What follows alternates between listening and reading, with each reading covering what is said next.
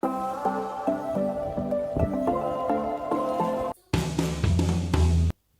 guys! It's Melshai! Welcome back sa aking vlog. May mga nagtatanong sa akin kung paano mag-alaga ng battlefield na llama. Kung hindi kayo update social media ko sa Facebook, may mga upload ako doon na nag-aalaga ako ng llama. Yung llama namin ngayon, almost 2 months na sila. So ipapakita ko sa inyo kung paano mag-alaga ng llama dito sa Faroe Islands. So simulan natin! Ipapakita ko muna sa inyo yung milk ng llama namin. Ito yung milk na binili namin.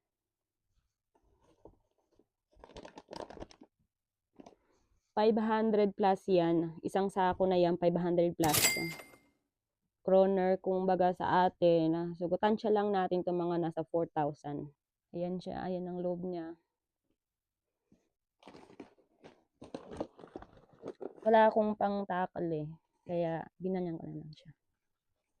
Para-paraan na lang. Ganyan ko lang. So, punta na tayo sa taas. Nagano lang ako ng extra neto para panglagay dito sa may kilo. Nakaset na to, kailangan siya ng, pakita ko sa inyo. Naka-zero na siya. So, dalawa kasi yung lamb namin. So, dapat 100 gram. So, mag-ano tayo ng 200. Okay, 200 na siya. Kasi tag 100 sila.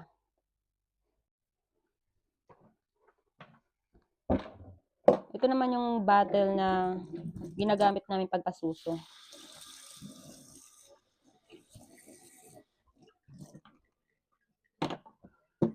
Pwede ka naman bumili, pero ito yung ginamit namin dati, nakaraan na kumuha kami ng lamb. Para sa amin, mas maganda to. Tapos bumili lang kami ng ganito. Para-paraan lang. Tag-isa sila. Mag-set lang tayo ng medyo mainit na tubig. Yan.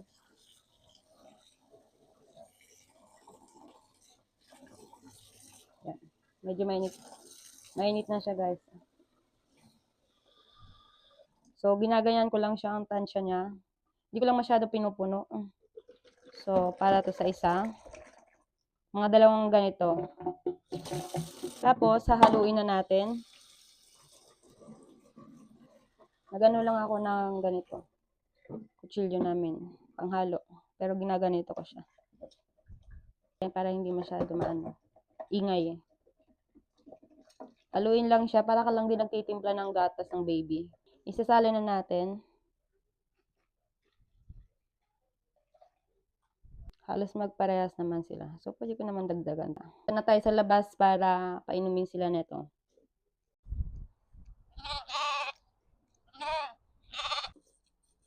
Ito yung dalawa kong alaga, guys. Madalas ganito ako magbigay ng gatas sa kanila.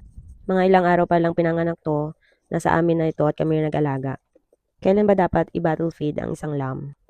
Kapag ang lamb 0 to 1 week old, 4 to 6 times mo siya sa isang araw binibigyan ng gatas. Kapag 2 to 3 weeks old naman yung lamb, 3 to 4 times mo naman siya binibigyan ng gatas isang araw. Kapag 4 to 6 weeks old na yung lamb, 2 to 3 times na lang sa isang araw. Kapag 6 to 8 weeks na yung lamb, 2 beses mo na lang siya bibigyan sa isang araw ng milk. Kasi kailangan marami na yung started feed na nakakain niya at dayami or grass. Kapag 8 to 10 weeks old na yung lamb, yun na yung pwede mo na siyang ihinto yung gatas niya. Huwag mo lang biglain unti-unti. Yung lamb namin ngayon, 8 weeks old na sila. 2 beses ko na lang silang binibigyan ng gatas isang araw.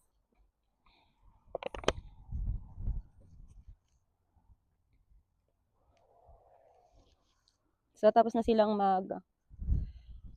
mag-milk. Ito yung labas ng bahay namin. So, ito yung pinaka-bahay lang nila. Dalawa lang naman kasi sila. So, dyan sila sumisilong kung may ulan at kung nilalamig sila. So, ayan, pinalibutan lang to ng asawa ko ng ganito. Hindi naman siya masyado strong, pero okay naman, hindi naman sila nakakalabas. Ayan yung ano nila. Kapag medyo mas malaki na sila, ililipat ulit namin sila dito. Ito nga sila yung una yan sila, pero transfer namin dito kasi tingnan nyo nangyari na, medyo wala nang damo dito. Soon, magbibili na kami ng feeds nila, concentrate feed, yun ang kakainin nila bukod sa damo. Kailangan din nila ng tubig. Ayan yung tubig, nilalagyan din namin sila ng tubig. Kasi syempre, nauuhaw din yan maliban sa milk na iniinom nila. Linagyan ng asawa ko ng hagdanan kasi kung sakaling papasok yung mga anak ko pakikipaglaro, makakapasok sila. Pero magastos talaga kapag mag-aalaga ka ng lamb, lalo na kapag sa unang buwan neto kasi laging milk lang ang kinakain nila, wala silang kinakain pa na damo. Yung lamb namin medyo hindi na sila nagmi-milk.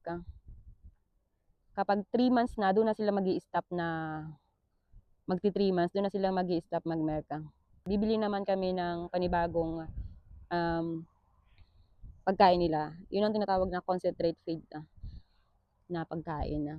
Ngayon, pakonti-konti na lang na milk nila tapos damo. Hindi namin yan binili, binigay lang yan sa amin. Actually, magkaiba yan sila ng may-ari. Kasi nag-aantay kami sa Facebook namin na kung may magpo-post kung sinong may gusto ng lamb. Halos pinamimigay yung mga babies dito. Kasi dahil na rin sa hindi maaanuhan ng lamb, matutugunan yung pangangailangan ng baby nila. So kaya binibigay na lang nila. Binibigay nga tong lamb pero magastos siya sa milk kapag mga unang buwan niya. Imagine nyo 500 plus yung milk niya na.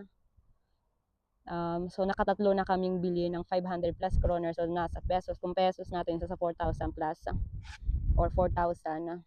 Tatlong beses na kami bumili ng milk. Pangatlong beses na yun yung milk namin na binili. Pero mag-i-stop na rin sila soon mag-milk. Before mag-December, yun, kinakatay na sila. Hindi, yung iba hindi naman nila kinakatay pero pinaparami nila. Kami hindi after ng ilang months. Kasi ang purpose lang namin yan. Kasi maglalaro yung mga anak ko, nakikita yung mga anak ko niyan. Tapos after na ng baby, hindi naman nila pinapansin na pag malaki na, syempre hindi na sila cute na. Bale, mga before December doon na sila magbabay sa amin. Yun lang guys, ang masishare ko sa inyo sa pag-aalaga namin dito ng lamb sa Faroe Island. Ang ganda ng panahon ngayon. Medyo mainit. Thank you for watching. Bye!